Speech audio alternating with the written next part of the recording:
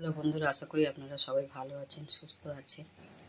আমি দেখুন তালের বড়া বানাচ্ছি। এখানে যে তাল পাওয়া যায় সেটা ভাবতেই পারিনি।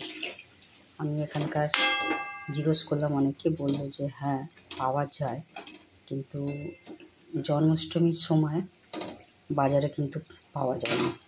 দুদিন পরে তাল পাওয়া গেল, তারপর সেই নিয়ে বড়া বানানো হলো। বলে না, সবই ঠাকুরের কৃপা। সেই সময় আর কি এখানকার যারা আর কি ভালোভাবে পুজো করেন ঘরে গোপালে, তারা তো খুব খুঁজেছে, তাল পায়নি। আফসোস হয়েছে তাদেরও যে তালের বড়াটা দিতে পারিনি। কেন আমাকে অনেকেই জিজ্ঞেস করলো, বললাম। তা এখন পরে আর কি দেখছি পাওয়া গেল। যাই হোক, বলে না ভগবান যেমন চালাবে তেমনি চলবে। তা এই আর কি বানালাম। তা এর মধ্যে কি কি দিয়েছি আমি যেটুকু জানতাম আর কি, ময়দা, তালটা তো শুকানোই হয়েছে গরম করে।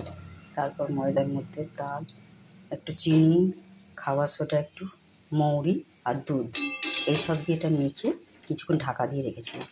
তারপরে এটাকে এইভাবে ছোটো ছোটো করে বড়া বানিয়ে ভাজা করলাম। তা এটা হয়ে গেছে।